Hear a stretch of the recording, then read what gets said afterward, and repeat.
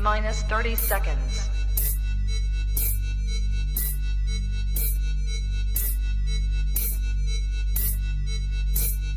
T-minus 20 seconds.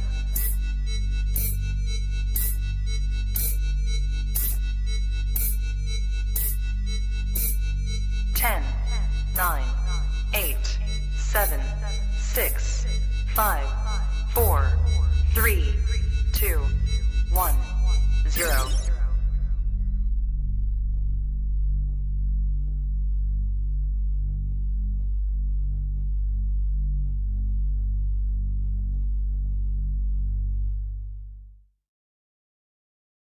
All right, what is up, everybody? We're already on episode number 20. This is Krista with the Girls Who Love Reptiles podcast on the Trap Talk Reptile Network. You're all tapped into the coolest reptile network in the world, so super excited to have everybody here with us today. Also really excited to have our guest, Meg from MegaConda on. Been talking backstage a little bit. She's got some cute cats, so you may see them during the show. You guys have seen my crazy ones, so hopefully we'll get to see their appearance and see how that goes. But yeah, if you haven't already, go ahead and follow her on Instagram for sure. I know she has, and we'll talk about what other social media aspects she's on as well. I hope you all had a great Thanksgiving. So I'll take the thumbnail off here. Say hi to you guys in the chats. Again, thanks for coming out every week. It really means a lot to me. I'm not in my, probably tell not my normal place. I'm seeing my parents in Indiana. So I'll travel back to Missouri tomorrow. I'm hoping to pick up an ARS rack. So we'll see how that goes tomorrow. Kind of had a little issue trying to get in touch with them. Probably just do the holidays and stuff. So hopefully they'll be back in the office tomorrow and I can call them there. I think they live like 30 minutes from here. So hopefully I can pick that up. But I will say hi to you guys in the chats. We got Mike. Thanks for tapping in. Mike's always one of the first ones here. We got Ryan from MORPH Valley Trappers. Thanks for tapping in too. We got Matt. We got Boza coming in. Thanks for coming out, guys. Be a pretty exciting show. We got Eric from Eric's More Factory. Marcus, our Swedish friend. Thanks for tapping in. Banna, how are you doing? Thanks for tapping in, Banna. 319 Reptiles. Thanks for tapping in. We have some people from across the pond. Edward from over in England. Thanks for tapping in, guys. I don't know how late it is for you guys over there. I'm sure it's really late or early in the morning. Either way, kind of finish up here. We got Asiatic Soldiers. Yeah. New person. I haven't seen you here around before. So if you are new, go ahead and like, subscribe, hit the notification bell. So you get notifications from everything. A lot of new stuff coming to the network. So that way you'll stay in touch. We got Scott from Noble Family Fauna. And we'll do just a couple more. Got Paul Carr from Grim River Reptiles. So yeah, a lot of new people here tonight. It's awesome. And then we got Eric from PJ's Creation. I'll kind of fish it out from there. So yeah. I'll do some of the sponsors really quickly and then get right to the show like I'm doing. Don't like spend a lot of time chit-chatting. But we got USARC here. So again, link is in the description. We can't do what we do without them. So please go become a member today. It's a really super easy process. And you can see on their website all of the reports that are coming out. And again, strength in numbers essentially. And we can't be able to live our passion day in and day out without USARC. So again, very, very important to go there and become a member. And then we have the chippers. So go to COCO.com for all your substrate needs. Tell them that you're coming from the trap. You'll get a percentage off your order.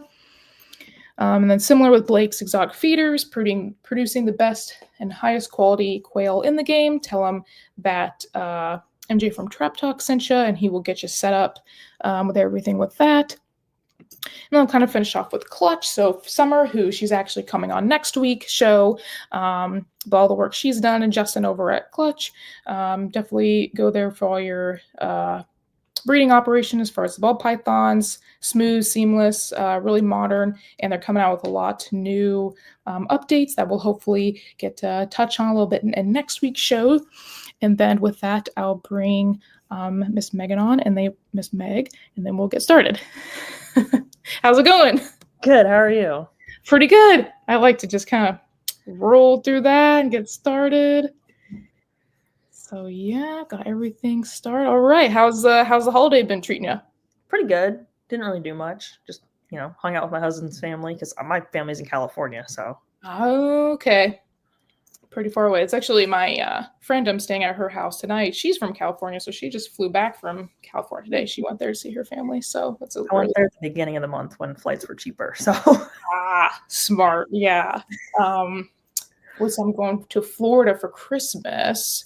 And yeah, I bought them quite a while ago, so it wasn't bad. It was under $400 for the round trip. I think it was $300 and something, so it wasn't awful. That's pretty good. Yeah, I do Delta. Oh no! Oh, I hear some whistling. What is that? That's not me. I don't know. Oh, it's not me either. Strange. I heard some. There was nothing here, so I don't know. It's not on my end. It sounded like it's a computer, like in the computer or something. Oh shoot! I don't know. Well, we'll just continue on. Nothing. I don't hear anything here, but okay, it's all right. In a different place, so all right. So yeah, my Thanksgiving was pretty good. Yeah, I just hung out with my family, and so they enjoyed that. And I'll see them in a few weeks. It's crazy that Christmas is already just a few weeks away. You just get done with one holiday, and I don't know, just time goes fast, I guess. Yeah. So it happens when you get older, but so yeah, we got a lot of people tapped in. So yeah, I'll get started asking the basic question. Then I kind of just go from there and just wing it. So how did you first become interested in reptiles, and what drew you to anacondas specifically? Kind of take us through that journey. I've always been into like reptiles. I mean, I got my first like ball python when I was like 5. So like me and my brother would always just like get random things as kids. Started with ball pythons, moved into like boas, and then as teenagers we just kind of got into the bigger stuff. And then my parents always told us like don't get anacondas because like the whole stereotype and that they smell and all this other stuff. So me being a little rebel me at like 15 found one on Craigslist and made my brother go pick it up because he had a license at the time and I didn't. So Right. And I still have her. That's actually my biggest female puppy. So I've had her going on 16 years now. Okay. Wow. And how like big was she when you got her? I was told she was like 2 years old, but she was probably the size of like a yearling, maybe smaller. Like she was tiny. They were only feeding her mice like once a month. And for like a 2-year-old, she should have been probably on like mediums. Wow. Like medium rats. Medium rats, yeah. Oh, wow. Close to like large rats, yeah. Huh. Poor thing. So she's probably being stunted. Yeah. She bit my brother the very first night, but she hasn't bitten anyone since then. Wow. So that was fun. That was an experience. Yeah. That's wild. What'd your parents say when they figured out? They didn't find out for like 8 months because like we just kind of hid her in a rack in our snake room. And my dad walked in one day on me of just me holding her. And he goes, "What is that?" And I was like, "It's an anaconda." And I don't think he said anything. I think he just walked away like disappointed. Like, what the hell? It's like, you could have gotten a retic or something or a berm. And then I just kind of kept getting more of them and they became my favorite. And here we are. So what specifically about them made you like them compared to like the ball python or maybe other snakes you had too? I don't know, but I mean, it was a big snake, so I had berms and retics before I got the anaconda. So I don't know. I think it was just like the stereotype of them all, and then it's just like they're not actually like that at all. So it's like it was like a learning curve where it's just like, oh, I bought it because of everything, and then it was just it's not like this at all, and it's actually super cool and nice and probably like one of the easiest ones to handle just because of how calm it ended up being. So okay. And how would they kind of compare to a berm and a retic, since you've I've kind of learned the difference between those two, but I don't know compared to anacondas. I don't know. They grow so much slower. So a retic, you can feed it and it'll grow like a foot in the first like 2 months of its life. An anaconda will probably grow a foot in the first year. Oh, wow. Okay. So a lot slower. And they take the females take like 6 to 8 years to mature. I like to breed them closer to like the 8-year mark just because it's easier for them. They have better size, all that stuff. Where a retic can breed a female can breed in 3 years, sometimes younger. Okay. So a little bit of a slower growth. And like personality wise, it sounds like the Anacondas are a lot more kind of on the Burmish side, like a lot more chill type of deal. Their body language is a little harder to read. They are a little more unpredictable, but they do act more like a Burm than they do retic. Okay. So not one like out all the time. And I know retics are I've learned are a lot higher maintenance as far as one out and they need that interaction. Retics require more food. They move around more. They'll push. Anacondas don't do any of that. They kind of just want to sit in their water, hang out, not really do much. You know, even when you like pull them out and just let them like move around on the floor, they don't really move much. They just want to sit there.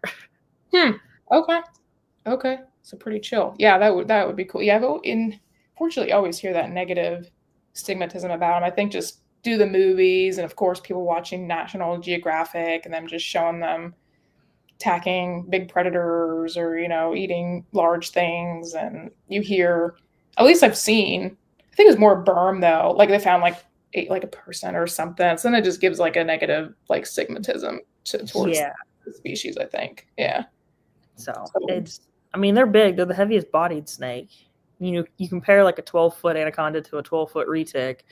The anaconda's going to weigh like 100 pounds. The retic's going to weigh like 30. Oh, wow. Okay. Which is kind of interesting because it looks like they don't, or sounds like they grow slower and don't require as much food. And that is what I'm kind of getting. They have a slower metabolism, so you can feed a retic a lot more food, and it's going to burn through it quicker, and it's going to grow faster. If you do that with an anaconda, they're going to build up fat in their body. They're not going to grow as fast. They can. I'm just saying it's going to hurt them internally more than anything else. Yeah. Makes sense. Okay. Makes sense. That's cool. Yeah, that's one of the things I want to talk about was like the kind of differences. I see Dylan's in the chat. He's like, someone say burns my retic. Yeah, he says retics eat people really. Yeah, I mean, it was like not too long ago, but it was it was literally in Burma, and it was a Burmese that had eaten a lady. So that was interesting. But so with that, so it sounds like 15. When did you start? Like, what made you the switch to start breeding them, and how did you accumulate them at that point? I don't know. It was just I was like, I'm gonna try it one day because it was like they aren't the easiest to breed. And I already had subadults at the time when I was like, all right, maybe I should try this just to see if I can do it. And I ended up breeding my first one at like 19. Well, you were 19? Yeah, I was 19 years old, yeah. And so, and like me and my brother had already done Burms and retics and like that kind of stuff. So I was like, I'm going to try Anacondas. And I had, my second one was a male, which again, I still have him. That's blue. He's my big male, kind of weird looking. So he looks blue more than green. That's why his name is Blue. So I was like, yeah, let's try this. And so I kind of got some information from like Ben Rennick at the time and, you know, followed that advice, kind of learned on my own too, and then just did it. My first one was only 5 babies. So not great, but also first time for me and first time for both parents. So they were young, they were on the smaller side. So just kind of happens. So 5, I mean, starting off 5 sounds like great because how many do they have typically? It's probably it can range. The most I've had is I think 31 or 32. Yeah, I would like to start off with just 5. Yeah. That was from a 14-foot female, and it was like her 5th time breeding. Oh, okay. So the older they are, the more size they tend to have more. So makes sense. Yeah, it makes sense. Okay.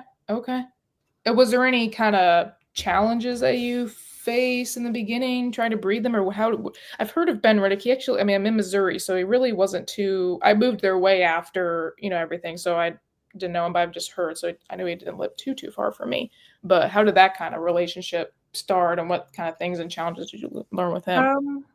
I mean, I always followed the Anaconda projects he had just because like it would interest me, like just like kind of anybody kind of followed it. And I just talked to him online. I'd met him at a couple shows. He did a couple California shows back in the day, and then I had seen him at Tinley before I started breeding. I had talked to him about it, so I'd just like message him online. He was always like the super helpful kind of guy who would just like he was willing to help anybody with anything that if he could. That's cool. So that's just kind of how he was. So we would just talk about anacondas most of the time, because I had a really big female, and then who I couldn't get to breed. So if they're first timers and they're the big ones, they tend to kind of are difficult to breed. You need multiple males in there. So we would just talk about anacondas all the time when we talked, and that was kind of it. So he had more experience than I did at the time, so I would ask him questions, and he kind of gave me whatever he knew. So Okay, that's pretty cool to have kind of like that mentor. Were there any other people that you reached out or learned from, or was he kind of like the main person, you think? he was kind of the main person for like anacondas, because there wasn't really too many people doing it. I mean, there's still not. There's more people now, but there wasn't a ton of information out there. It was all kind of like hit or miss. It was like you got lucky or not with it. So yeah. Okay. That, or some people just didn't want to be helpful, because some people are like that.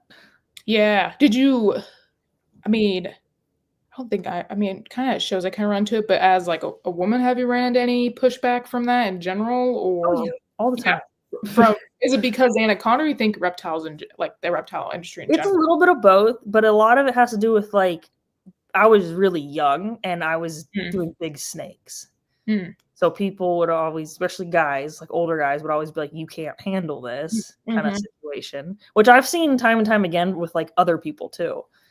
You know, other women, people giving them shit and all this other stuff. So yeah, I mean, you're gonna get it, especially if you're dealing with big snakes. Yeah. Just reptiles in general, it's a male dominant hobby. Yeah. So yeah. That's what I was kind of curious to ask too, and just kind of how you've navigated that. Like I said, I've not ran into it too much. When I go to shows, some people don't think I am serious as like a buyer or something. They don't know me. Like I've had my partner with me before, and they kind of would give all the direction to him, even though he doesn't really know anything about snakes at all. Would just kind of ignore me when I'm like, "Hey, I'm the one with the money." yeah. So they maybe weren't doing it on purpose, but you can just kind of read and just, feel things out. So yeah. I mean, I don't get it as much now because I've been around for so long. Right. But at the beginning, when like, you're still building your name and else, people don't take you seriously, which is frustrating, because like you can be the most serious person and have all this knowledge, but if you're not well known at all, it seems like people treat you a lot worse, and it sucks. So I just say, like, just keep doing what you're doing, and eventually people will figure out that you do know what you're doing. Yeah. I always feel just ignore the hate. It is what it is. You're going to get it. Everyone gets it. So there's a lot of it too. I found, I just started, it would be July of last year, actually, into it's a little over a year. And there's, one thing I've learned, a lot of, I'm going to say hate, I guess, but definitely got your own groups, and some groups don't like other groups, and you don't know why, and so it's a lot of like clicks. It's like high school, but for reptile hobbies. It's like on steroids a little bit, because a little bit. There's more people involved. Yeah, more people, and money and dealing with live animals. So, but it overall has been great, and a lot of great people in the hobby. It's definitely changed my life for sure. But you definitely just have to learn on who to watch out for and how to be careful with that. Haters. That's true. Haters will hate no matter what you do. Just gotta do what you love.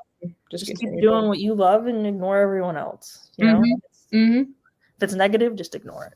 Yeah. It doesn't matter. Easier said than done, but yeah. You get used to it. You've been around. I mean, like I said, I've been around in the hobby since I was a teenager. So like you get used to it and you learn to just ignore it. Like it's just, in one ear, out the other. You don't really care about it.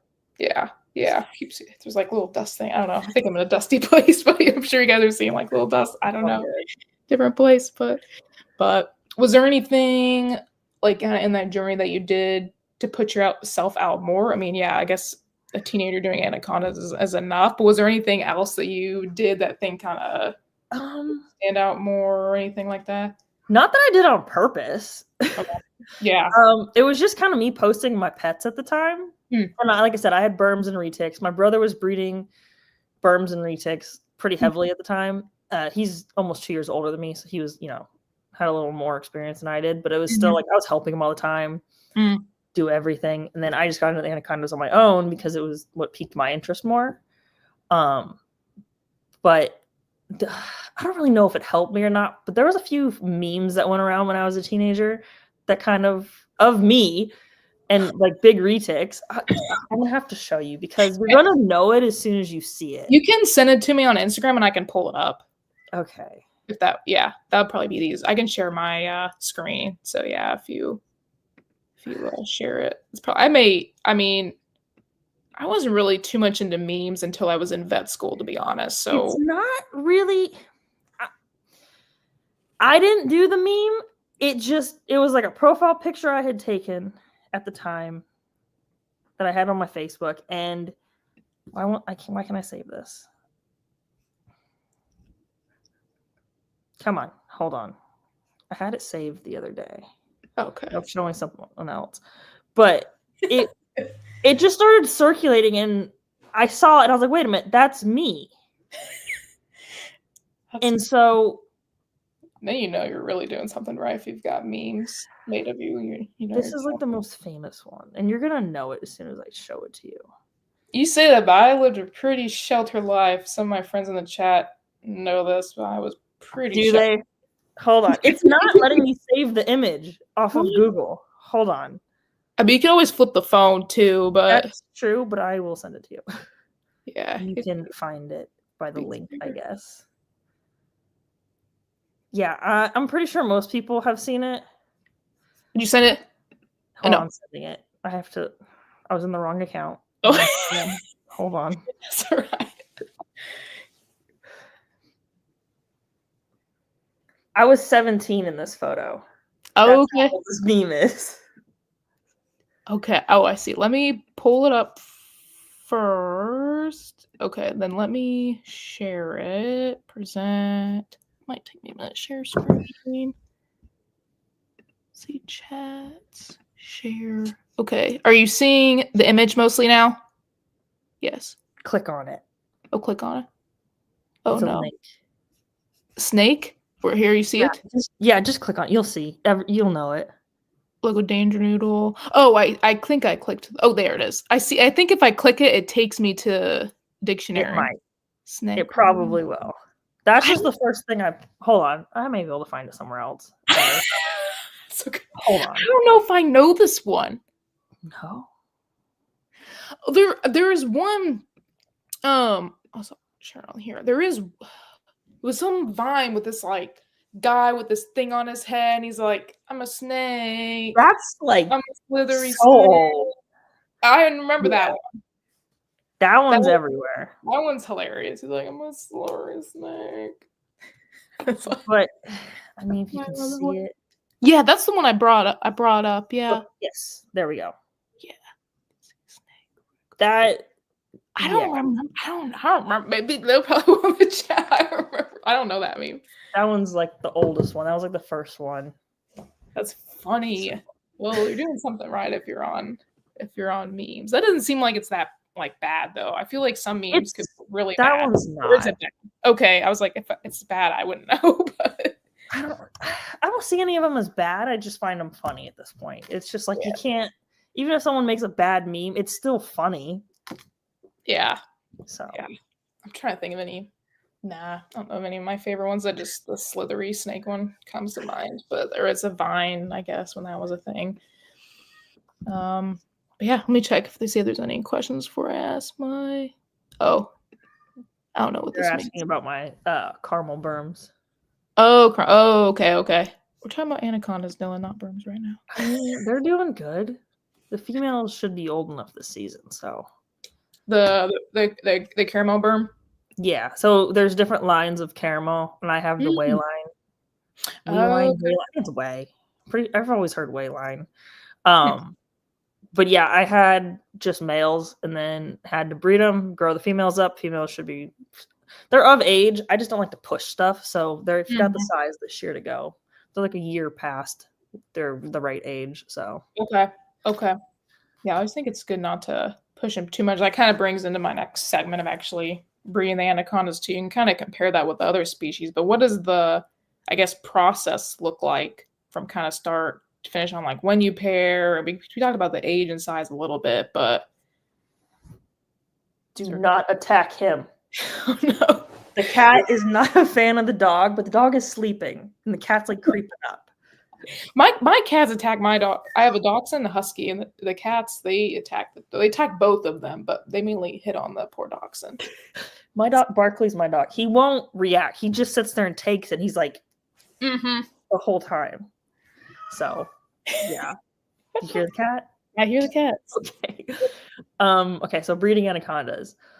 So females need to be between like 6 and 8. I always kind of wait closer to 8 years old just because they're more mature. They have more size, you know, all that stuff. It's also safer for them. 6s can cause some issues, and a lot more will slug out the younger they are. Males are usually between 4 and 6, and I do like to wait till like 5 to 6 to do that, just because, again, size, especially with size, because you have to be careful with the males because the females can eat them. Wow. Okay. Like those hognoses. I've seen some of that. It's like wild. Yeah. So also, you always want to pull the big water bowls and put a couple small ones in the cage, because if they go to soak and the male's in there, the female will drown him in a bigger bowl. So multiple small bowls are the way to go when you're breeding. Man, just to give them water. Yeah. That's wild. Like you think a lot of risk there until they do stuff like that, and you're like, come on, man. And then it's just kind of, you know, it depends on the time of year. So it was always in California, because that's the only place I've really bred them. I haven't done it yet here because I just moved here. So this will be my upcoming like year to do it here. It was always like you want to wait till like the rainy season, which for them naturally would be like spring. So March to like June is when majority of mine would start to breed. Okay. And you start doing heat cycles like leading up to it before you introduce the male. So you want to drop the temperature on the female's cages down to like the low 70s. And the male, you want to drop his temperature and keep him at around 84 for the whole time. Instead of giving him like a hot spot cold, I just keep the whole thing at like 84 degrees. Okay. So. Okay. That makes sense. And then you do the heat cycle for a couple weeks, and then you can start doing introductions with the male. And always keep an eye on them. So I put cameras in all my cages just so like I can be in like the next room and not have to bother them and still watch them. But yeah, so when you do introductions, I always start off the first couple times when I'm cleaning cages. So like I'll throw the male in right away, and I'll be in the room the whole time in case, you know, the female does something. But after a while, then they seem fine. Then you can like I said, I always have cameras, and that's when I'll like kind of leave once I'm like done in the room. Okay. So yeah, because I'm thinking like, can they do it when they're locked too? Like, can she eat them when locked? So if she's accepting the male, you're pretty good. Nothing's really going to happen. Okay. So yeah, I saw that hognose, or I heard about the hognose thing where they were literally locked in. The thing ate them. So. Yeah, they're not that bad. Okay. Like, could you imagine dropping all this money and time into this male? Yeah, especially time. Time is a big thing with these ones. 8 years. It's kind of, you have to really love it at that point. So if you're, you know, the ball pythons, it's short. I mean, 2 years. Yeah, it's still a long time, but it's quicker than that. No, hardly anybody would do it at that point. I feel like. Yeah, you have to really love it. We got a few questions I'll ask before I kind of move on. Yeah, I wanted to ask this too, because I've heard about there's a couple different kinds. So there was no difference between them up until recently. Then they didn't know the difference. So if you're talking Southerns versus Northerns, to be honest, I think it's kind of bullshit. Not going to lie. I do. But you can't get them in the States anymore. So they didn't find Northerns until, 2 years ago, a year ago. You cannot import them. So there is no tracking of what the localities are of greens until like now. If anyone who imports them now or exports them, now you can track it. But before, no one kept track of it because a green is a green to everyone else. Same thing with how retics were way back before they started tracking what islands they came from. Okay. So there's Northern Southern greens, and there's also yellows, correct? I feel like I've heard that Yeah, Show- yellows look completely different. completely. But northerns and southerns look exactly the same. Interesting. Okay. And they're pretty similar care and all of that, or Yeah, I mean the yellows are the same, pretty much the same as the greens. okay. Temperature, humidity, feeding, water, all that stuff is the same. Okay. They're just smaller. Smaller. They're smaller and they're yellow. That's the difference. That would make sense. Are they different localities or species or what? You can find them kind of in the same areas. Interesting. But what's funny about yellows is I have a friend who's gonna like fight me on this because he has a bunch of yellows, and his are all nice. But every other yellow I've met are so angry. It's almost like they have like small man syndrome. They're just mad. Okay. Greens are definitely the friendlier ones. Okay. And they get bigger, so that's good that they're bigger ones get a little friendly. Okay. It's okay, kitty. Dylan, do you food cycle at all? I don't. I do temperature cycles because with anacondas you got to be careful with food because they can gain weight really fast, but you won't know it because it's internal. Yeah, they just build up fat, which again can kill them. I just haven't done food cycling because you. Can you stop, please? I mean, you can let him in if you want. Maybe let him come in. He's just staring at me from the kitchen. What the heck, man? Come on. I've just had success with the heat cycle, so I haven't done any type of food cycle. I have done food cycles with retics, though. That's actually a lot easier way to do it, and heat involved. It's both, but with anacondas, it's mostly just a temperature cycle. Okay. Because they also will eat throughout breeding and during their pregnancy, gravidness. So yeah. Okay, pretty good questions. We got two. Have they ever simulated breeding balls? I don't know if that's for because do you still breed ball pythons? No. I mean, I have them. I haven't done it in about 2 years, but yeah. I mean, I'm very new. I don't know. This is my only first year, and I didn't really change anything. I just kind of stimulated them, I guess, with one lock, and then I just checked with an ultrasound to see when they were developing, and then just target then. I know some people drop the temps and stuff. I didn't. I kept mine the same all year round and just kind of bred them as needed. So yeah, I kind of always done the same. Can you come here? You can be on camera. You can be on camera. Leo, come here. I love kitties. Come on. Genetically. Come on. Come on. Come here. He came over and sniffed my hand. He's gonna sit there and cry. Okay. That's okay. That's all right. I don't mind it. So yeah, it's revision. Yeah, naturally more defensive, so they remain smaller. Okay, that makes sense. Yeah. Oh, maybe this is what he meant. I don't know. Unity breeding the ball by form breeding balls. Oh, okay. Yeah, so Anaconda's unique. You can throw in however many males you want. They form breeding balls. Wow. It's actually really cool to see. So what I always do, because I always try and pick which male I want to a certain female, just because I've been doing it for so long. I kind of have figured out which females go best with which males and all this other stuff. So, but to start out is I'll throw 2 or 3 males in with the female because the males smell that and they're like, oh, I have competition. I don't need to be lazy. And then once I see the male that I want to breed that female doing what he's supposed to do, I'll pull the other 2 males or 1 male or however many I have in there. So interesting. Yeah. How long does that process take? That you kind of an hour or multiple hours or days? I mean, I've had them locked for probably 3 days straight, if not more sometimes. Wow. So, yeah.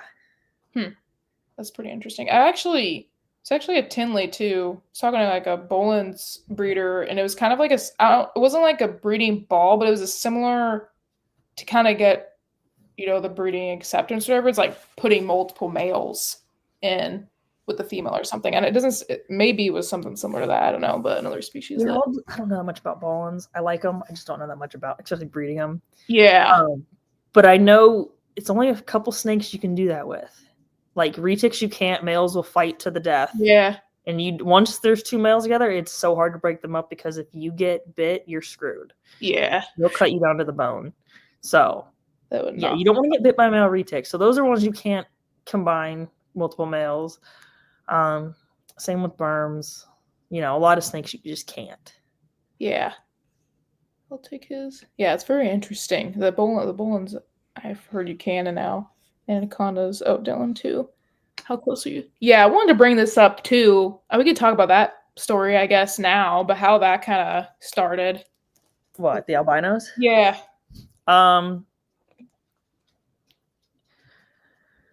Well, obviously everyone kind of hopefully knows the story. Ben's passing. I didn't get the snakes until about a year after that. And then I've had them ever since. I produced 2 litters. The first litter was a shit show. They all died within the first week. I spent an absurd amount of money trying to save them. I was still in California at the time. I literally went down to San Diego to, try to get with the vets from the San Diego Zoo, which it all ended up failing. So that was not fun. Yeah. But anacondas breed about every 2 years. So it's not like a yearly thing, which a lot of people don't understand. So because they're live birth, it takes a lot out of them. And some of them do go off food during that whole time. So they'll go 8-9 months without eating. So by the time, they have the babies, they're like skin and bones at that point. So you got to build the female back up slowly, which again, they breed every 2 years. So it takes 2 years. Wow. So we're still about another year out before I can breed that female again. Okay. So second litter did okay. I only got 2 visuals out of that, unfortunately. So she's not the best breeder. She also likes to eat her babies. Oh. So you have to be extremely on top of her. So, yeah. I learned that from Ben because he walked in when he made the double heads to her eating some.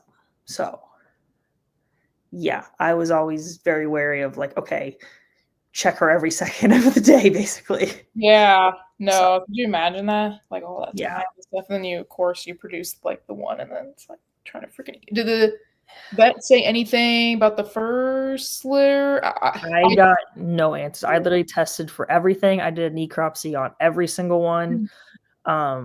Nothing. It was just nothing. And the thing is she also had them 3 weeks early. So I don't know if they were just premature. Yeah. I always count to a certain day. I've had them go longer, but the day I count to is about 180 days. Underneath that is, I've heard of some going at 160, and that's where she kind of was closer to when she actually dropped those ones.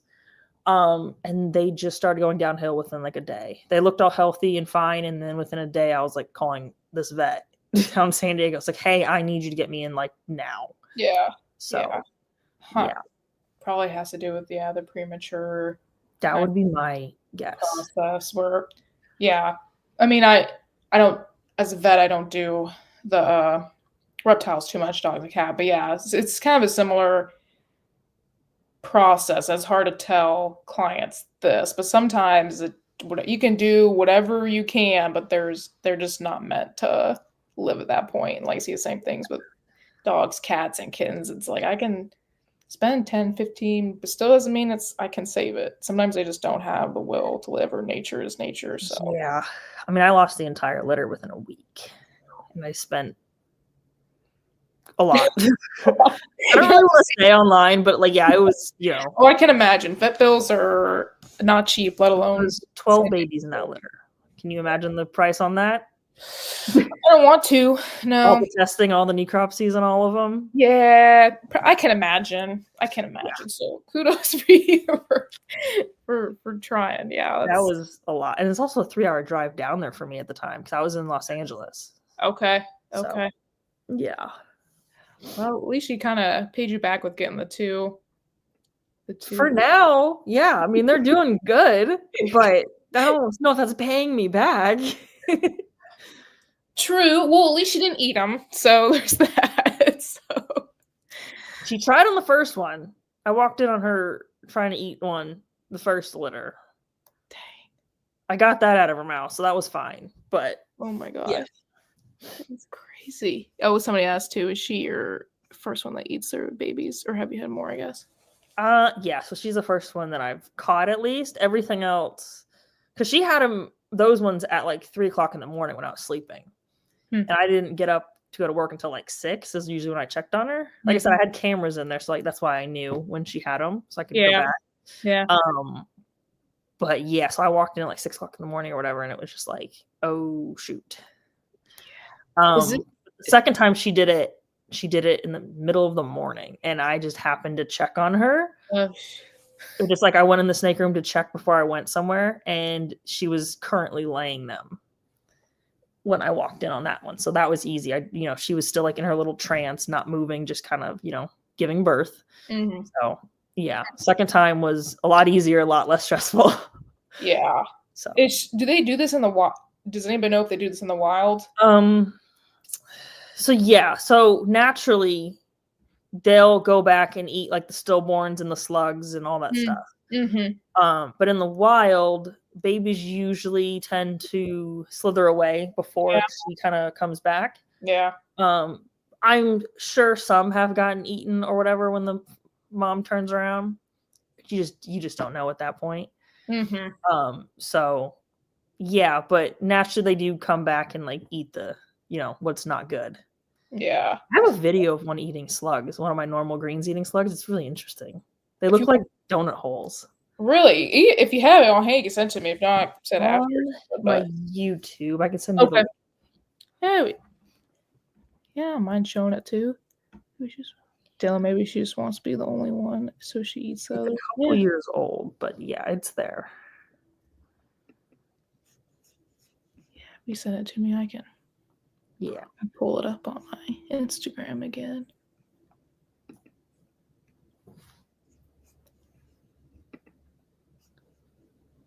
Gotta find it first. They look gross, just so you're aware. If you can't find it, that's fine. But if you got it, you can wait. No rush or anything. So this is actually Puppy eating hers. Okay. Her slug. So her very first litter, again, gave me 5, but 27 slugs. She was 13 feet at the time, and it was her first time breeding. She was one of the ones that just took forever to breed, and she just didn't want to at first, and then finally she did. Okay, I got yeah, let me see if this will work. Present, share screen. Okay, so you can see that. Okay, are you seeing the video now? Yeah, if you click it, it'll take you to YouTube. Yeah, it's on. I can see it on my screen. It's not playing for that. Let me see. I think I shared. Are you seeing my Instagram? Yeah. Okay. Maybe I can try again. I can text it to you, right? Oh, I see. I can bring it up now. Okay. Okay. I think you can see it now. Yeah. I'll kind of back it up too. So they eat their slugs.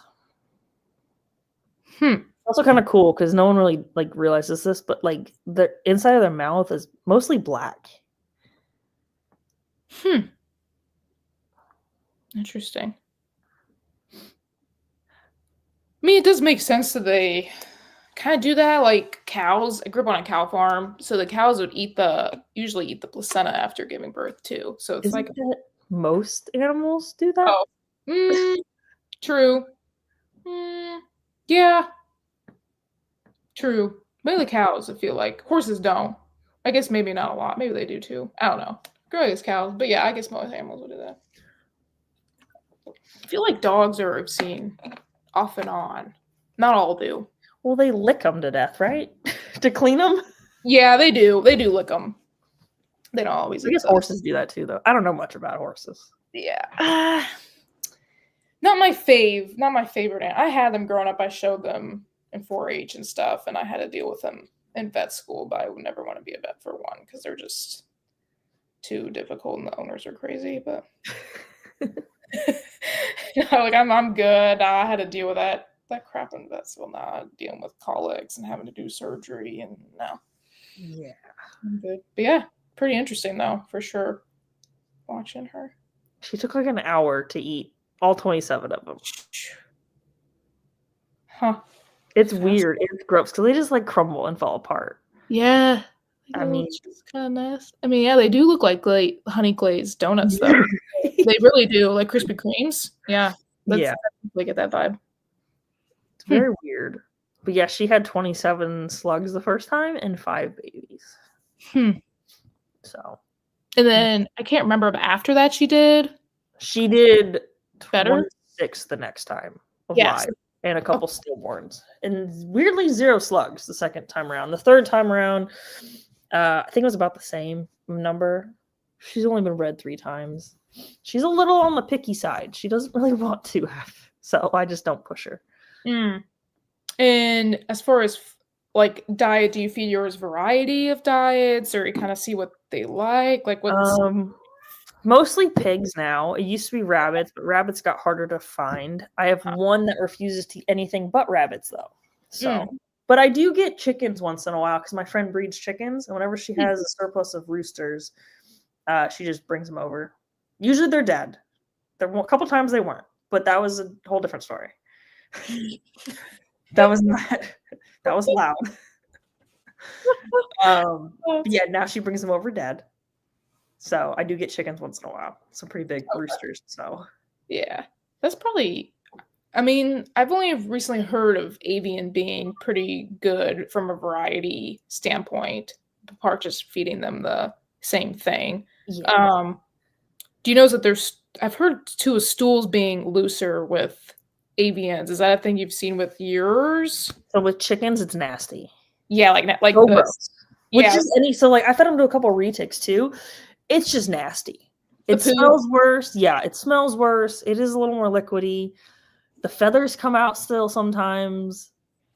Wonder why. It's I don't know. Because it's not like they're so domesticated that their like microbiome would change from not, because they eat that stuff in the wild. So I don't know why their microbiome is, because it sounds to me they don't have the right bacteria in their gut to kind of it's coming out liquidy. I don't know. I think it's just like the change of diet, Same thing with like a dog. If you just completely change this diet, it's just Yep. Very that true. Might be it. Yeah. That'd be my guess. So yeah. No, I get those calls a lot. Yeah. They're like, have you changed anything? Yeah, we gave her a different type of food. And I'm like, yep, I'll do it. Yeah.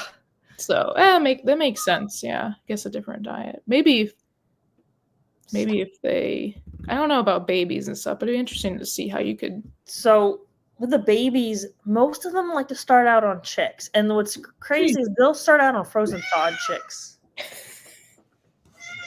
Leo! Kitty. He's like, I want to be attention. I can get him. He'll still scream when I hold him. Yeah. I mean, that's before. Yeah. No, I mean, if I would say if he didn't scream if you hold him, but if you held him, he'll scream more. He'll just scream. That's just what he does. Yeah, so most babies start out on like frozen thawed chicks, which is kind of funny because, frozen thawed. It's just weird. I just leave it in there and they usually end up eating it. Really? Yeah. Like if you mess with them as babies, like trying to get them to eat, like dangling it from them, they usually won't eat. If you just drop it in there and leave it for a day, they usually will eat it. Yeah. Huh. And it's just the babies, the adults the adults, or leave it in depends. There. With my adults, I can leave it in there with every single adult's cage. They'll just go and find it. They will try and strike when they know it's feeding day or whatever, because they can smell it, obviously. Like a lot of them will like meet you with the glass, and then other ones are just like, I'll get it when I get it. But interesting. Yeah. Some have a feeding response, some don't. It all just depends on that one. Yeah. Makes sense for every I guess the ball pythons I mostly do live, but when I was doing frozen thawed, most of them would strike, but I always had a few that they just preferred me to leave it in there. So It's weird because the ball pythons I have to like make them strike at it, otherwise they'll never find it. what was that? Sorry, the YouTube was playing another video. I forgot to turn it off. With all the ball pythons I have, because I feed them everything frozen thawed, if I don't make them strike at it, they won't get it. If I leave it, they'll just let it rot. It's like they're really dumb. Yeah. I had like one that would want to eat, but and that's the worst smell I think I've ever. I mean, I guess I've smelled a lot of weird things, but Rotting flesh is not ideal.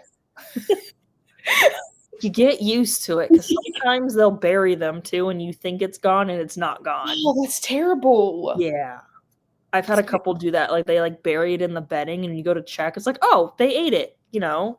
Yeah, I would think. I've never had a.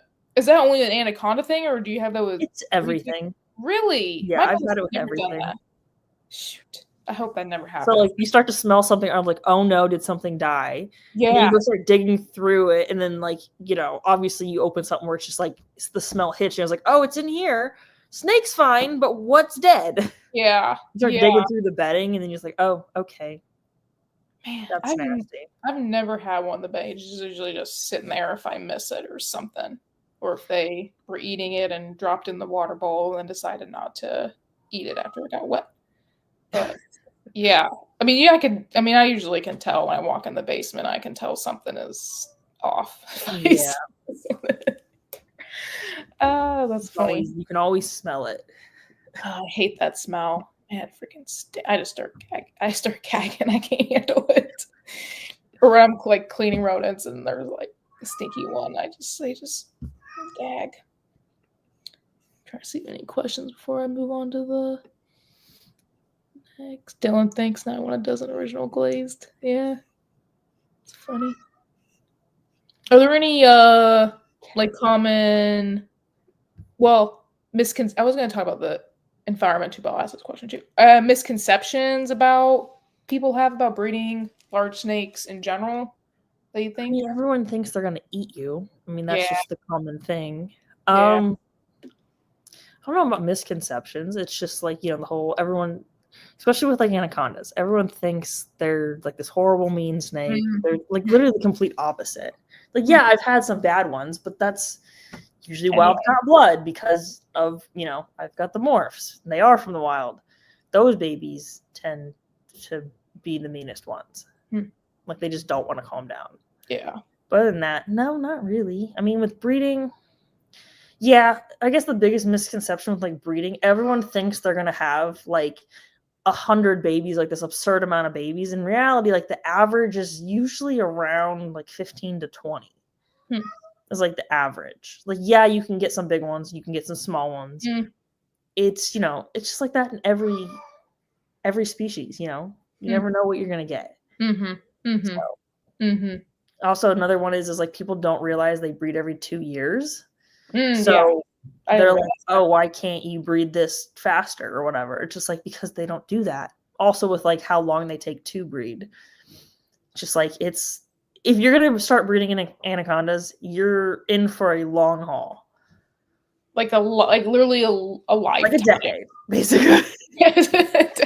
Especially to do, you know, some of the. I mean, I don't know. What other product besides the albino one are you, or is it mainly just working with those like greens, or like how are you, like what makes you pair one with a snake versus another?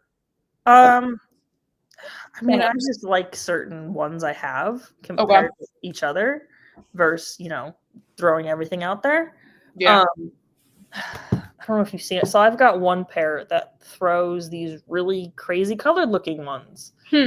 Let me go on my Instagram because I posted not that long ago. So there's this one. Let me turn my brightness down so you can see it. Yeah, you can just so that one. Oh, wow. I missed that too. It looks anery, right? Yeah, yes, yeah. It's not. It can't. Why is this bright again? Nope, too dark. Too dark. Just in the middle. Yeah. What? Come on. It like automatically adjusted. So that one, it came from puppy and blue. Okay. Two normal, well, blue's a little on the blue side, but just two normal looking greens for the most part, right? Yeah. And that baby came out like pitch black. Like Right. you couldn't see spots, nothing. I kept her and her sister because they were both very, very dark. And I was like, okay, cool. I'm going to keep these and hopefully they just stay dark, right? Nope. They turned out to be the lightest anacondas I have. Oh, wow. And I have never seen anything else like them. And I'm trying to find a picture of her sister that I also kept because her sister is more of an olive green and a little bit different, but she's also got like weird paradoxing spots, like very faintly, but they're orange. Let me Really cool. find it. Are other people who are breeding them are seeing these type of thing, like differences, or? I don't think so. Because I don't know why, but some people just like to throw their male, like they'll keep like one male, maybe two, and just throw them in there. Yeah. Just to make babies, right? Yeah. Versus I am very picky because I like to see the smallest details in them and just kind of go from there. So, okay, so here's a good example. So this is the sister to the one I just showed you in a water tub with her dad, blue. So you see the difference? Yep. Okay, why is it getting lighter? Yeah, I saw it and then it got kind of lighter. Yeah. Focusing. I should turn that off, but yeah. Yep. She's like this weird color. And she's got some like weird spots on her too that just appeared, which is kind of funny. Her belly, this is also her belly. It's also like a different color. Oh, cool. Look at that. And then it changes again. Okay, I need to turn that off. Yeah. But there you go. See, there you go. Yeah, look at that. Like it's bright. All the I see all the pixelation in there. Yeah, so she's like different, and it's like they came from the exact same breeding. Like they're the those two girls were the two I kept from that litter. Probably so, I would think polymorph. I think it's coming from the dad because he's already kind of blue looking. And it's just been like anything that he kind of produces sometimes will look like him. I think that might be it. So there's something weird going on with him. I just have to prove him out. Yeah. So if you got a baby with the dad named Blue, you may have something. Okay. But again, I can't say that until I prove it out. So yeah. Maybe. Interesting. And as far as like the market for them, do you have constantly people want to be put on lists, or do you vet people, or how does that process work? It's usually first come, first serve. I am picky about who I sell to just because I want you to know what you're getting into. Of course. And usually I kind of require you to have some big snake experience. You know, or just like be in it for years and know exactly, like I said, just know what you're doing with it because it is a big animal, or it can be, you know, and I just don't want people to get in over their head with something and then me be responsible for it. So I'm a little picky with who I sell to. Yeah. So that would make a lot of sense, and I feel like most people that do big snakes should do that because people have when we're in this industry, people have an infatuation with the bigger snakes, and it's pretty crazy. I've been at some shows and people just sell them with no education. This is like, I've seen at one show, this is my first snake, and they're getting like retic, and there's no communication happening at all. And I'm like, I don't like this. Yeah. The thing is I also say, like, as long as you own the snake, I will, even if you don't, but I'm just saying, I'll always be there to help you if you have any questions. Like, just email me, message me, whatever. So I feel like a lot of people don't do that, which is weird. Because if someone buys something from you should help them with it throughout its life. For sure. Even if people like don't buy from me, I still help them because it's like, who else is going to help them half the time? So some people just want to sell stuff to make their money, and then they're not in it for the right reasons. Right. No, I think I think that part is super, super important. Yeah. And I always don't really, new, and I haven't gotten people to reach out, but always telling people not to be afraid to reach out. I feel like so many people are until it gets like to a point where you can't do anything about it, which is super frustrating. I see it too with vet cases where they just wait till they're at a certain point, and this has been going on for months and months and months, but you wait till the last minute and it's too late at that standpoint. So That's always like the worst part. So just I've had a few people do that where it's like they can't get it to eat, but they don't tell me about it or like ask for advice until like it's way too late. I'm just like, you didn't bring this up prior. Yeah. And it's like, so it just sucks. I don't know how you so much for it. I don't know how you change that apart from just letting them know they can, and I do like check-ins, but I don't also want to be checking in like every single week. But I feel like appropriate check-ins in the beginning, maybe. I don't know. Yeah, I mean, it all depends. It's like I always tell people like for the first week when they get it, let it settle in. Don't touch it for a week. Just let it acclimate to like its new surroundings and then try to feed it before you handle it. And that's where a lot of people screw up because they want to hold it so badly and then they can't get it to eat after because they're just trying to hold it. And they never gave it that like time period to settle. It's like, it's still going to be there in a week. It's going to be fine. Just make sure it has the right temperature, humidity, water. You're good to go. People just can't sometimes listen to that advice, and that's where they run into like the biggest issues. Yeah. Once that happens, it's very hard to get it eating for you for the most part. Okay. So it's like always like I always like send out like a little like birth certificate thing with like instructions, like all the information from the snake, parents, what it's eating, birth date, that I was the breed and that kind of stuff. So it's like just follow the thing I give you and like you should be set. Which is that kind of keeps me from doing check-ins all the time. So it's like you get this paperwork with everything they need to know for the first like couple weeks, and they should be set. Yeah. I've started doing that too. I think it's helped. I think I had one person maybe reach out and said they didn't eat the first time, but they also tried to feed it. This is ball python, but tried to feed it 2 days earlier than what I recommended. So they just waited another week and then tried again. It was fine, but I'm just like, it's also not giving it the right food. Because some people, when I tell them, like, oh, it's eating chicks or like something else, they'll try and feed it something completely different, like a mouse or a rat. Or like if it's on rats, they'll feed it a mouse. Like, why are you backtracking? Like, it's not going to, it's started on this, it's going to eat this. So just stick with it. People just tend to not listen to that. And that's where, things can go downhill. Yeah. So I say, always listen to what the breeder says when you buy any steak. Right. Fact. Definitely. You think that's common sense, but maybe not. Yeah. I guess to talk about like with the babies and the chicks, do you when do you transition them on to roti? Did you do that before you sell them, or if you're keeping them different? I try to. It all depends. So I always offer a live pup first before I do the chicks. So whatever will eat the rat first will stay on rats. Okay. The ones that don't, then I offer a chick. And if they take that, then they're good. If they don't take that, I'll do quail. In very rare instances where something just won't start eating at all, tilapia actually works really well. Like tilapia fillets. Interesting. Okay. Yeah. Just like a little... Yeah, just go to the grocery store, buy tilapia fillet, or something. Yeah. I cook them. Yeah. So that works. But I haven't really had to do that in probably years. I had like one that was just real picky. But that ended up being fine. So and then once they start eating, they should be good.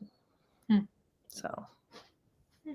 And with I also asked it earlier, but like what about the setup? Like kind of take us a setup between the babies and then as they like that transition, and then when they get adults, how they house and difference between the... So I start everything out in like racks. I keep them in racks up until they're about, they need like a 4-foot cage, and then I have like 4-foot cages for them. So I keep them I use ReptiChip bedding, like the small stuff for the babies, and then they have a bowl big enough that they can soak in. Okay. Because they're in a rack, that's kind of it. Let's just like slide it in, they're good to go. Once you upgrade them, because I start them off in just like a baby rack, so it's like a V18. Pretty small. They do really well in the smaller spaces to start out. So once they're eating pretty consistently, which is like 4 or 5 times, I'll usually move them up to like a CB70, and you give them a hide and again a big water bowl. But they also like to like bury themselves in the cocoa chips, so they're constantly hiding 90% of the time. So, and then yeah, so water bowl I always keep on the cooler side, because they like to push it around too. But like, cool side 80, hot side 89, and that's kind of it. It's pretty simple.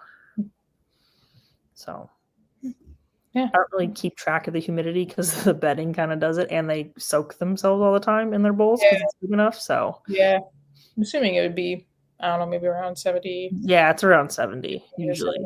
70%. Okay. And then, yeah, whenever they get to that size for 4 foot, that's what you keep your adults in mostly. That's just what I go up to. The adults are in 8-footers. Oh, 8-footers. Okay. Yeah. The 4, I was just saying rack system up until like a certain size. So, yeah. Makes sense. Okay, so not too terrible, really. Not that I was thinking. I thought it'd be, but yeah, they're in racks. That's easier. Yeah. Also, it just holds heat better too. Mm-hmm. So, and humidity, because my racks are actually made out of wood. I built it myself. Oh, cool. Plastic ones don't hold humidity as well, in my opinion, at least from my experience. But the wood ones do. It's laminated plywood is what it is. So it's not like it's, getting soaked from humidity. Yeah. That would cause some issues too. Yeah, I haven't had. It's been a little drier. I've had to mist more in the winter, of course, that I've noticed in Missouri. But I have PVC, and tomorrow, cross my fingers, hopefully picking up an ALS rack to kind of transition everybody, or most that should hold most of my stuff over to that. So I'm excited to kind of put everybody in one spot. Try to see if there's any questions before. He doesn't stop. That's wild. Mine are not that annoying. No, they kind of just do zoomies and run around at this time of night. But yeah, how many breeders of anacondas are out there? Do you play a role in like conservation, or do you guys do that, or how is that? I was just curious how that kind of ties together too. I mean, I wouldn't say directly I do it, but I have like sold to zoos and stuff that obviously do that stuff. Breeder wise, I don't really know how many people breed the greens consistently besides me and Nerd. I am pretty consistent with about doing about every year, because I rotate out my females. I have enough where it's like I do 1 or 2 this year, give them 2 years off, have more. I have a ton, so that's why it's just easy to do it that way. I know Nerd has done them every year, but they tend to have babies every 2 years, I have noticed. Okay. When they do, it's usually like 2 litters a year, because I think they have multiple females they'll breed that year. That's just from what I've seen. Like, I don't know 100%, but that's just what I've noticed. Okay. There are a handful of other people that do breed. It's just not like a year-to-year thing. So there's Andy Wickstrom. I know Blake Wilson's done it. I think he's out now. Sam Fisher, who's in Pennsylvania. There's a few people that have done them. Okay, but just not super. Yeah. Consistent. I feel like I just have so many. It's just easier because you can rotate out the females every year, where a lot of people don't have that as much. They have like 1 or 2, and then it is what it is. Yeah, probably just you started so young and accumulate. How many? I don't think we've asked, but how many do you have in total that like are mine that I'm not like selling? Probably close to 30. Wow, 30. How many males? How many females? So breeder males right now, I have 5 breeder males, and then I think 11 breeder females. Okay. And I have a couple that are sub-adults that are like pretty close to breeding, but not there yet. Okay. So yeah, quite a bit of amount. Maybe I don't know if this is a now problem or thinking about the future, but genetic diversity, like, is your collection now pretty genetically diverse, or what's the plan? Yeah, none of my adults are related. Okay. So the only ones that are related are the ones I'm growing up, but it's to like just 2. I haven't really, and then some what is it? So I have 2 females from Puppy and Blue. I have a pair from a different pairing, so I can always put those back together. And then obviously there's the albino project with that genetic in that, and then just some other stuff. I haven't kept like too much to hold back. It's usually just like one from each litter, or at least one a year I'll do. And sometimes if I don't like how they're developing, I'll sell them just because it's like I already have so many. You know, I still have the parent. Can you please? I'm talking. He's like, love me. He's like right here at my feet, just like like crying, and he does this constantly, no matter what.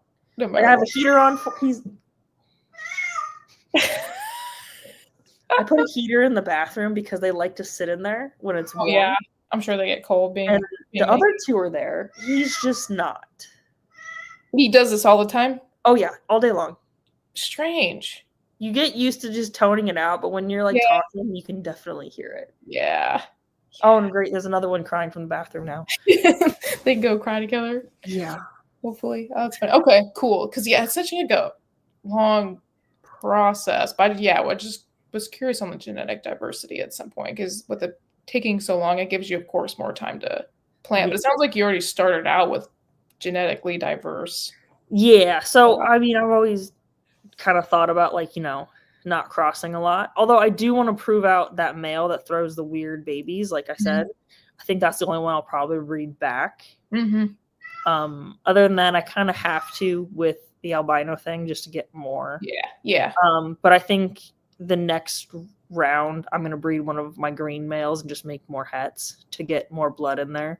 But again, this is years out. So you see it's like next year we were like, no, this is like 10 years from now. It's a long process. But you definitely, like, I keep a record book of everything, so I know who's related to who and all this other stuff, which I think a lot of people don't do that, but I'm just kind of weird like that. I just wanted to keep track from the start. So kind of have to when you're dealing with that large a number, and with being so long, you're like, I can't remember, years ago, I can't. I'm really bad at writing stuff down and remembering stuff. No, I keep track of breedings, pairing, like everything. It's when it's breeding season, I'll write down every time they lock, whenever they shed, because you can count from like their post ovulation shed.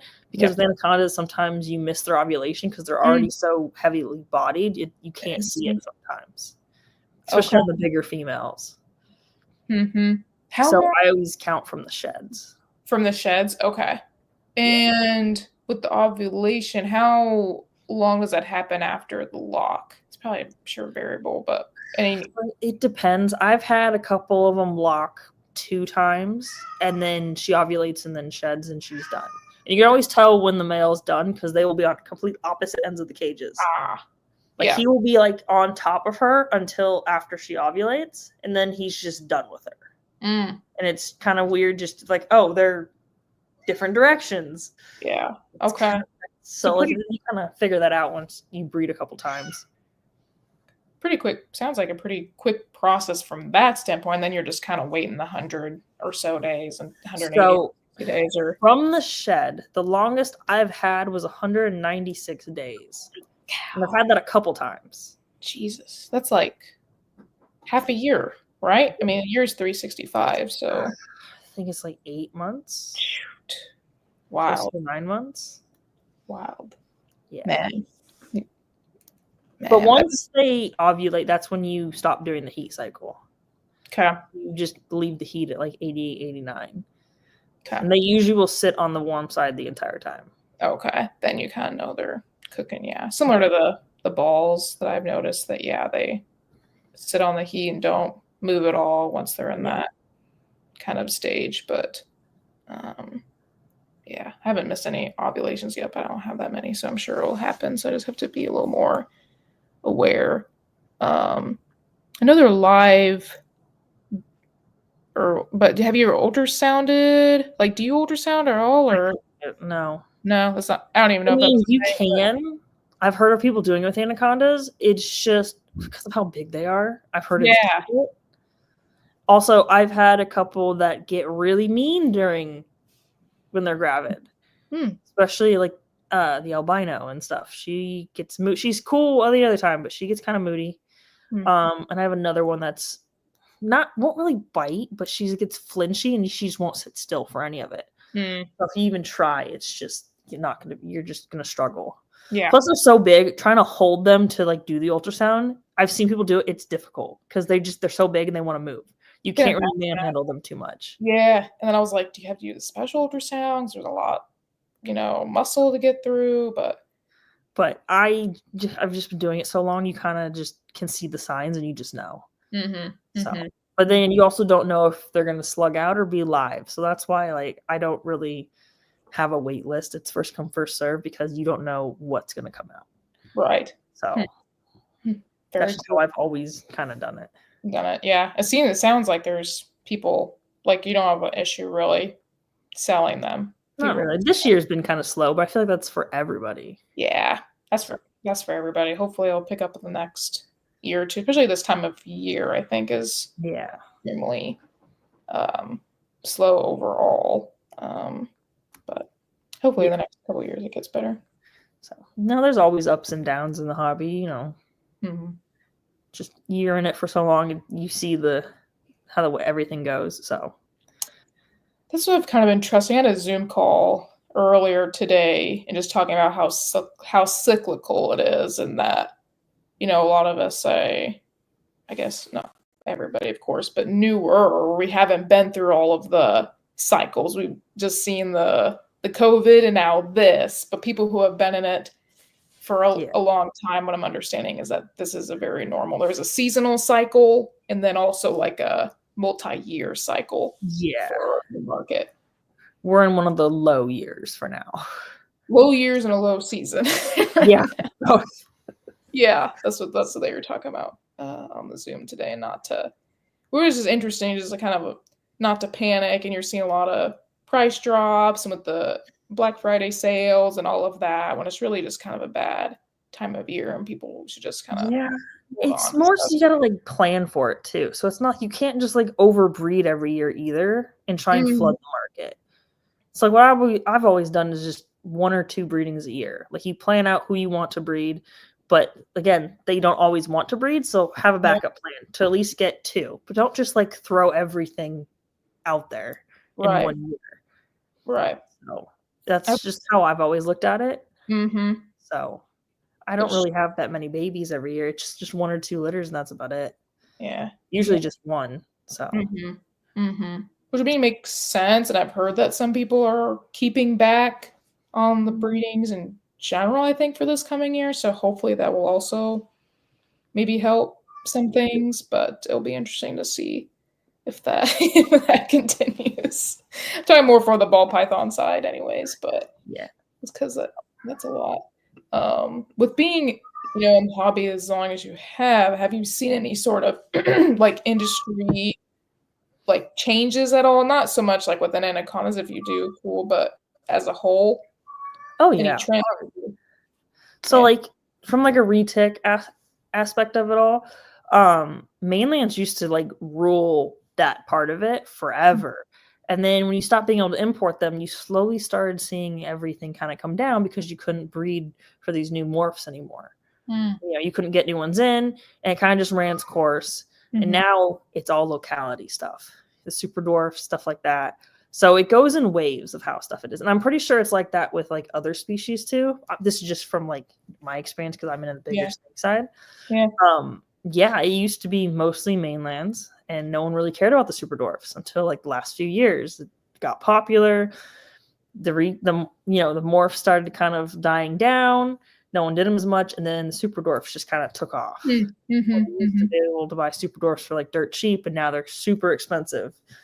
So it goes in waves, and it all changes, just how everything else is. Same with like ball python. You get certain waves of a morph that's super popular for a long time, and then that kind of runs its course, and there's a new one that comes up, and that's the next big thing.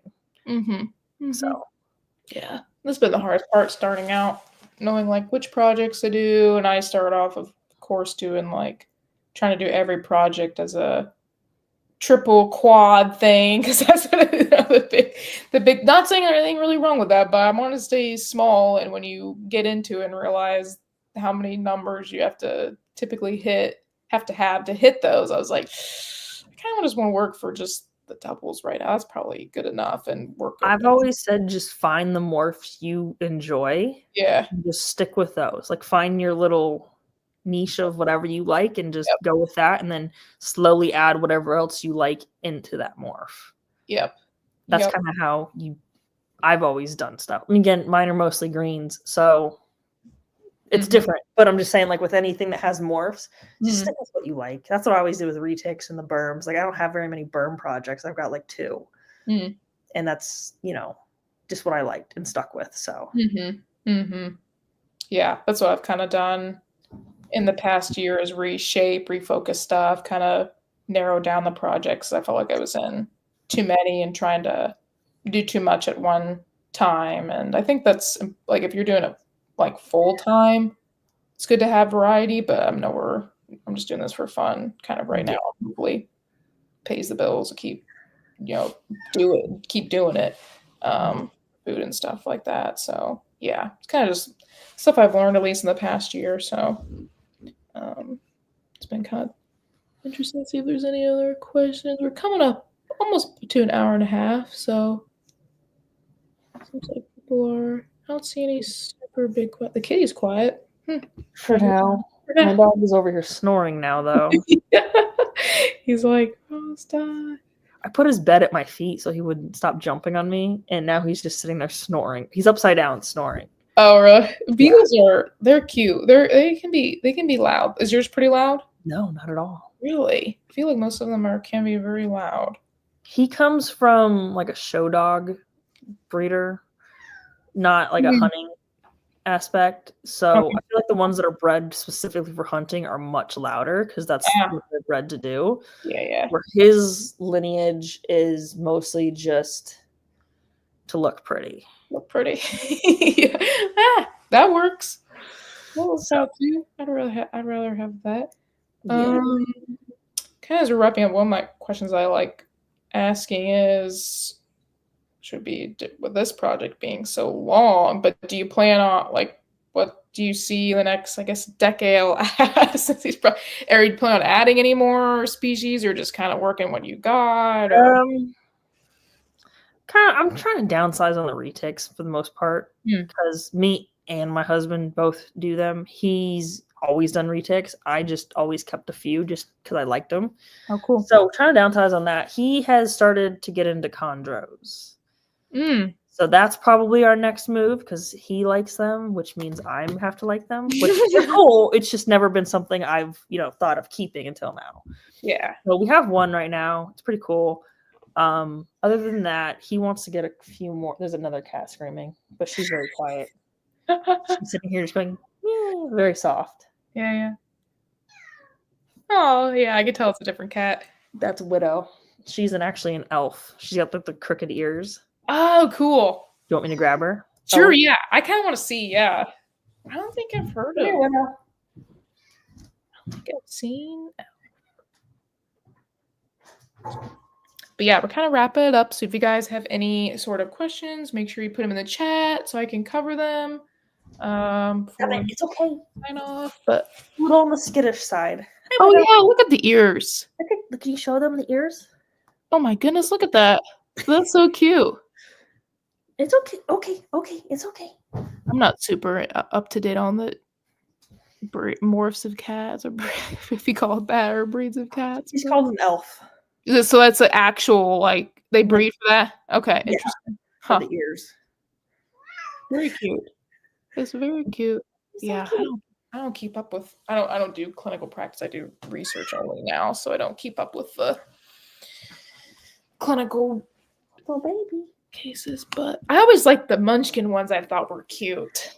I don't know if I'd ever dwarfs, but I thought they were cute. Yeah. Come on, Leo. You want to come say hi again? No? Okay. In vet school, whenever they came, they always had so many issues, like enlarged hearts or something congenital. And I was like, probably not the... Ours are pretty good. They all came from the same breeder. they all share one parent of some sort. Like there's 3 of them. So not the elf. The other girl, I think, shares the same mom as the boy, and the boy shares the same dad as the elf. Okay. Okay. Whoa, they're all just staring at me from different points in the kitchen. That's creepy. There's just like, it's like a head, and then a head from over here too. Like looking around a corner. Oh, that's funny. So like, are you almost done? Yeah, so for the CHONDROS. Yeah. Pretty cool. I am getting one this spring actually, so yeah, it won't ship in the wintertime, which is totally fine with me. So yeah, I'll be getting one in the spring. It's a yellow, which I know MJ kind of craps on those, but I still think it's pretty. The mom, should hopefully have some blue in it. We'll see. But the dad has some blue and the mom's pretty blue, but I don't want to disturb mine because we're trying to feed it tonight, but I can find a picture I took of it. Yeah. You know what's funny is my husband was like kind of thinking about getting into him. Talked to this guy at March Tinley and then realized he's known the guy since he was like a little kid. Because really? Wow. They're both Greek. So they both went to like the same Greek church or something when they were kids. Wow, and it's a very small world. Right. His name's Demetrius, who we got it from. Huh. Here we go. So this is ours. Now. Oh, cool. What's the like pairing of it? I honestly don't know. That's a husband question. Okay. That is the husband question. And he's not home yet, so we can't ask him. You can't ask him. I honestly forget. I should probably look up. Forget which one mine is, too. I'm not so up to date on the names quite yet. I will get there, but I forget. I don't know much about them. My husband's more into them than me, but I will be probably getting into them more because of him. Oh, yeah. I'm sure. You'll have a whole wall of them right there. Pretty soon, yeah. We're trying to build a whole new snake room. We just keep getting denied the permits for it. So we're working on it. But as soon as we can get that, we're having like a whole new like podcast room / reptile building put up. So cool. That'd be awesome. We got to figure that out first though. So that's our next move. Okay. Yeah, probably in Chicago it might be a little bit harder for the permits, but hopefully it'll in the area. I mean, where we're at, they're just kind of picky because the mayor of our city lives like 2 houses down. So if we can't do anything, do not attack him. Again, my dog is sleeping and he goes up and like sniffs his head. He attacked him yesterday while he was sleeping, so that's why I'm like, oh yeah. Poor cat is not a fan. Dog does not care. So funny. So yeah, we're just trying to figure out like this has been the most eventful. It's hilarious. I think it's hilarious. We can wrap it up in a few minutes. That poor cat sounded like it was dying. He's a tomcat. He's an unfixed male. That's what he's doing. Yeah, okay. There's a stray cat that sits outside, like there's windows over here. These front windows. My husband feeds strays, so that's why he's there. He sits there and screams, and they'll scream back at each other through the window. Oh, that's funny. I have a cat that's been visiting me too, and it scares the heck out of me because I'll be in there. It's in the basement, and there's window. That's where all the snakes are, and there's windows, and I'll be in there cleaning. And I look up, and there's this it's a huge orange tomcat just staring through the window at random times, and then my cat can kind of jump and look at it. Ours is a huge white fluffy male, which is funny because the first time I saw him like 6 months ago, he was all cut up with scars all over him like he just got in a fight. And he looks older, but now he's looks fine and he's around every single day. My dog hates him because he sees him in the front yard a lot. But my husband bought a heated cat bed, and that's sitting on our front porch for this cat. I don't know if he uses it, but there's a food bowl and a water bowl and everything out there for him. It's like his own little cat, so you just can't get near him. That's funny. That's funny. I feel bad. I probably should leave out food for mine, but my neighbors, I've noticed, at first I was like, what the heck are they doing? But they had like a stair-like tub. They cut like a hole in it, and I think it's for that cat to go in in the wintertime I've noticed, because I'm like, what the heck is that? It's like a sterilized tub with an opening. There's straw in it. I was like, oh, it's probably for the cat. I was like, we also have a hole in the door of our shed in the backyard that we're refusing to fix now because stray cats like to live in there during the winter too. So they just curl up behind the lawnmower. Aww. We had one have kittens in there my husband did like 2 years ago. Now there's just like a half rotted door in our shed that there's a big hole and the cats just go in it all the time. Yeah. So we probably won't fix it. Probably. Might end up with another heated bed out there, to be honest. Yeah. So.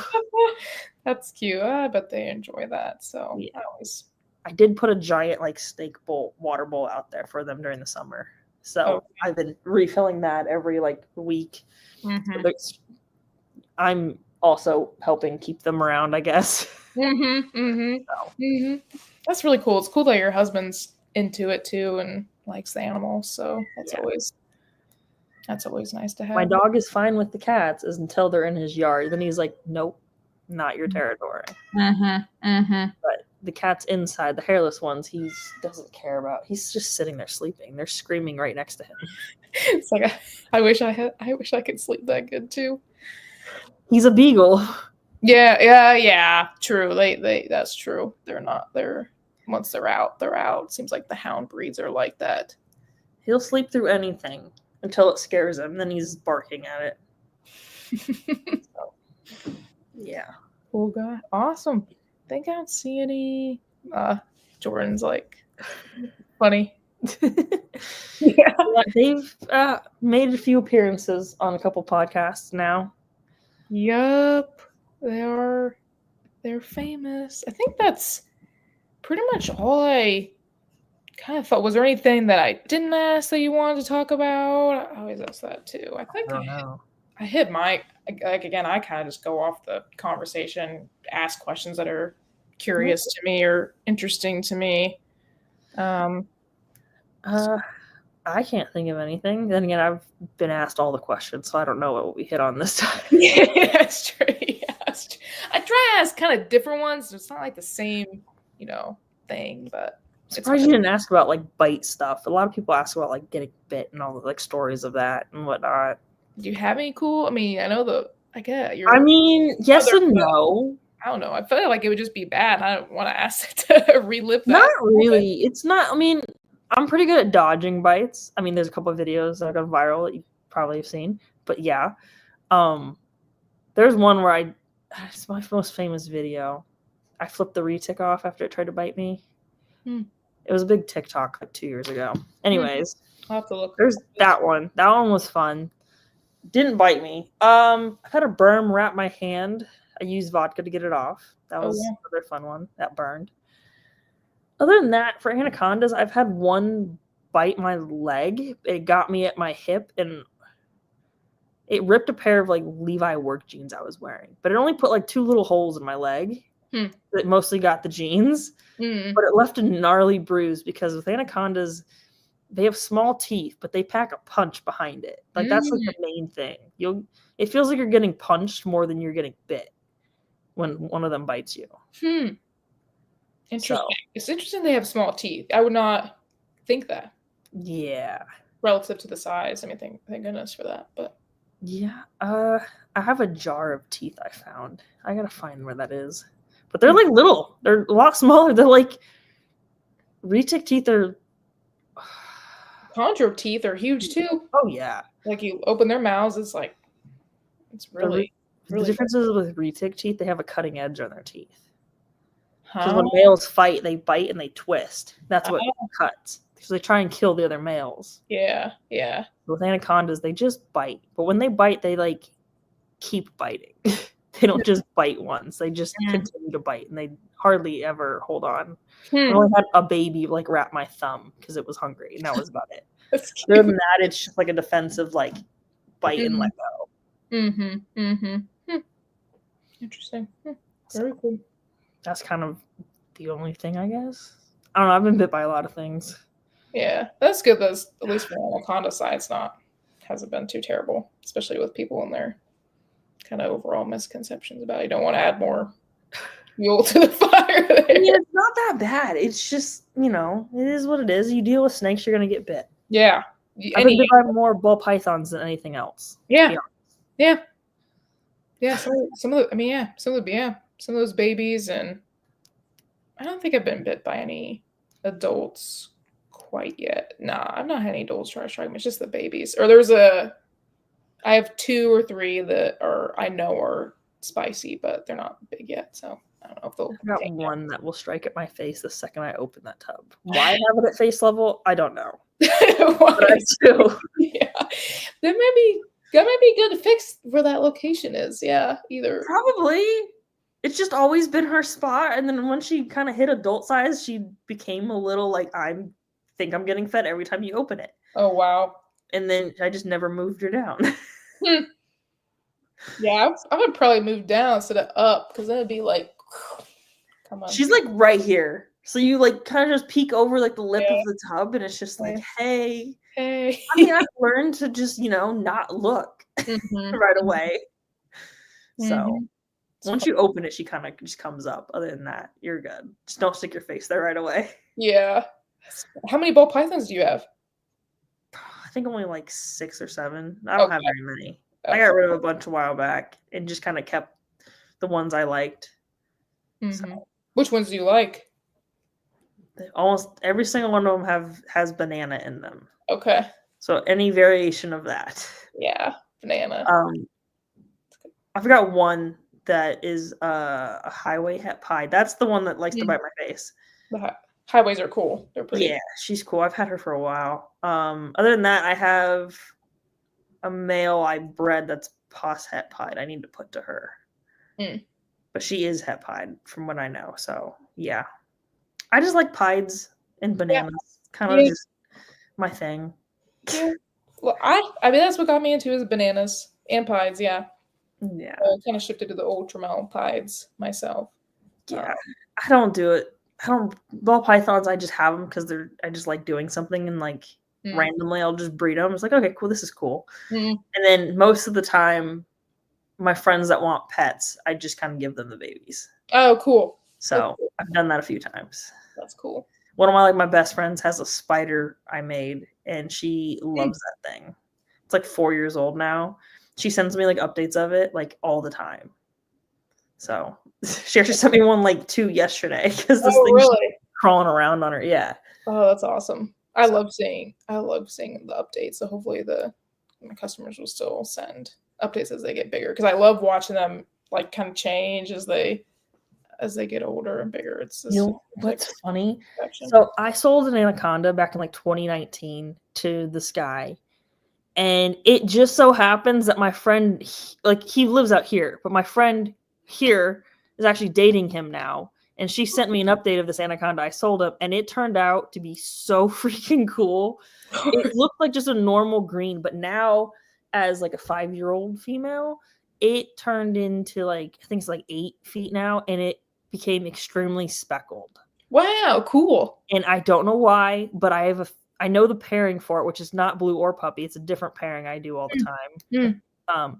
And I've noticed that pairing tends to do this, because this is like the 2nd or 3rd update I've gotten from like babies from that pairing, and they all either have a lot less spots when they are born, which I think is cool.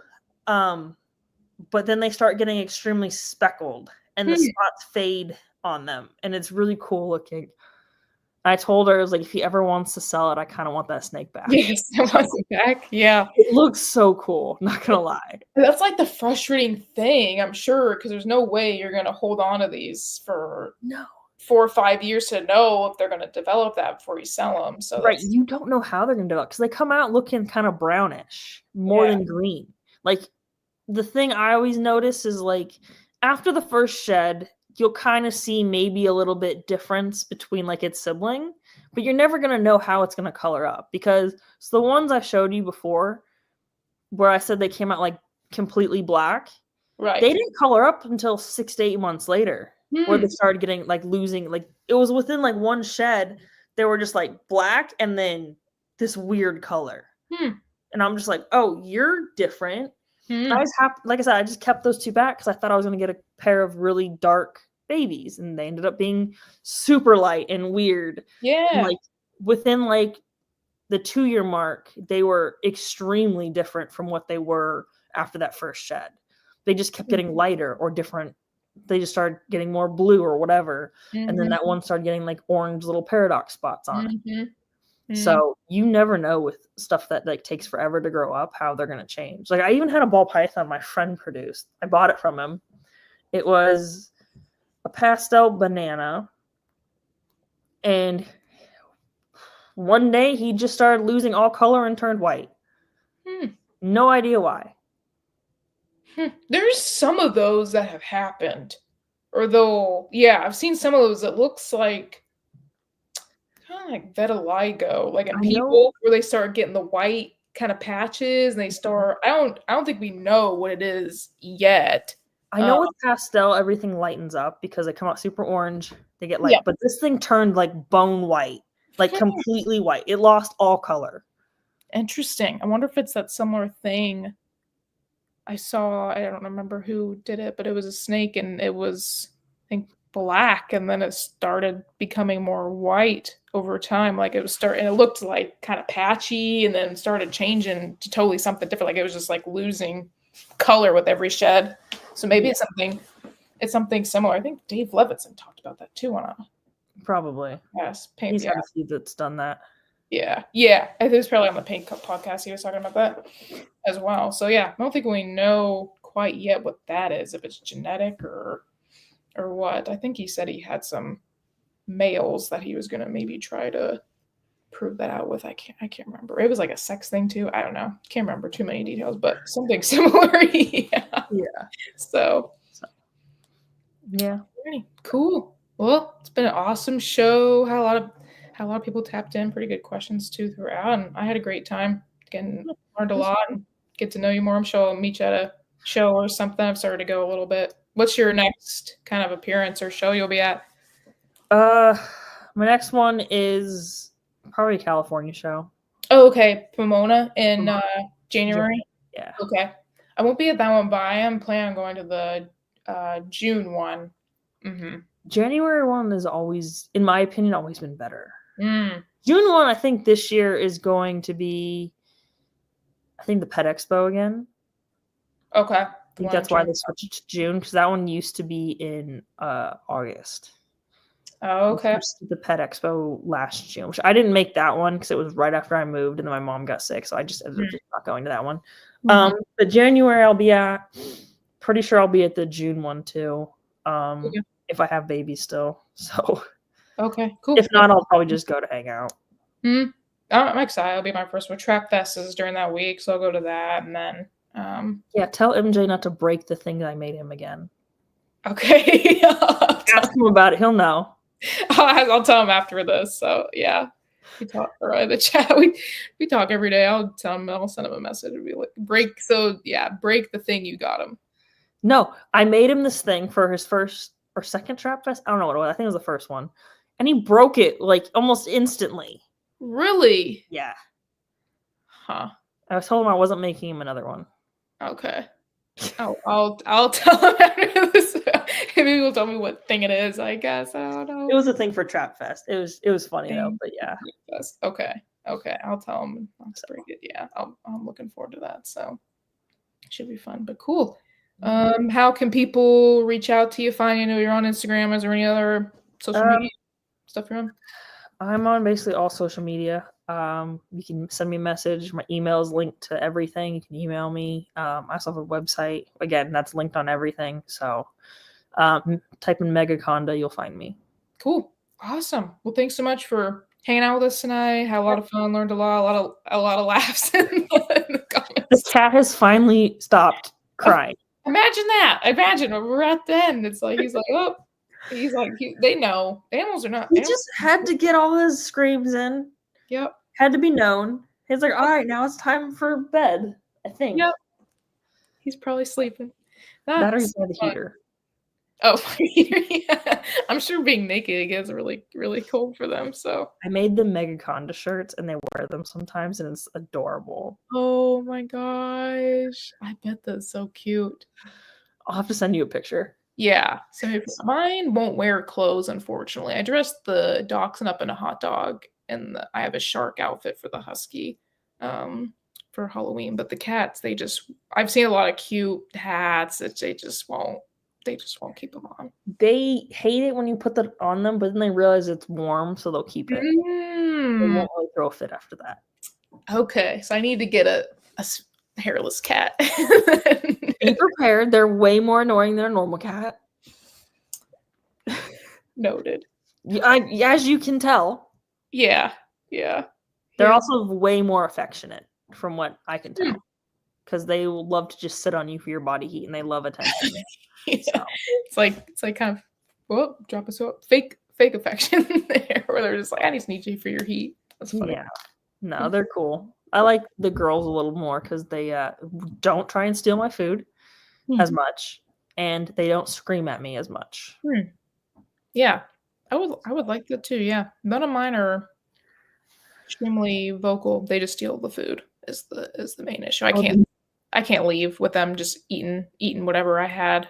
Oh no, the male, if you're putting food in your mouth, he's also trying to steal it out of your mouth. Really? The one that screams? Yeah. Yeah. He's the most annoying. I have to lock him out of the room. Like, I have baby gates. He's the only one that won't jump it or try and squeeze through. I don't know if he's just like dumber or not, or realize he can't do it, but like he's the only one that will stay in a specific room you put him in if you put a gate up. So I have to put him there when I'm cooking. Do they care about the snakes at all? No, they're nowhere near him. They're nowhere near him. The snakes are in a completely separate area. Best, yeah. My little orange cat, he loves my leopard geckos. Unfortunately, he's got a few. Well, he figured out because I have him in those. I had him in the whatever you call sea serpents racks. You know. Yeah. He figured out how to pull out the tubs to get him. Yeah. Oh no. He got, what I saw the whole thing. I was not expecting that. So I had to move him over to the V6 rack and put the little pin in there. And he still tries to I mean, I should just leave him out, but he sneaks down there. So it's kind of funny. I had my old dog before this one. I had a little rat terrier, and he would stand at my monitor cages and just stare at them and watch them for hours. He just liked to watch them. That's really good enrichment for them. Yeah. So it was funny. That's funny. He will now just stand. He'll just stand in front of the rack and just kind of watch them. My dog now just kind of like, he won't go in like the reptile room at all or anything. He'll just stand at the door and just stare. So yeah, he's like, I know I'm not supposed to be in here. Oh yeah, he knows. I've yelled at him enough. He knows not to cross that threshold, because if I say get out, he'll just walk away and go do whatever else he's doing. Yeah. Usually just walks to the backyard and hangs out. So yeah, it's funny. It's fun. Awesome. Cool. That was a lot of fun. Yeah. So yeah. All right. Well, I'll take you off here. It's been just saying goodnight to everybody, and catch you backstage just to wrap things up, and we're good to go. Okay, sounds good. All right. Awesome. Well, thank you guys for tapping in tonight. Super excited for next week's episode too. Like, I have Summer from Canova on. We talking about her projects, her music, and then also talking about the pet program that Canova done. But yeah, super happy with how this episode went. Learned a lot. Seems like you guys really enjoyed it, and I laughed a lot. Laughed so much my cheeks are hurting, so it's always a good time when that happens. But if you have any questions, just reach out, and hope you guys have a great week.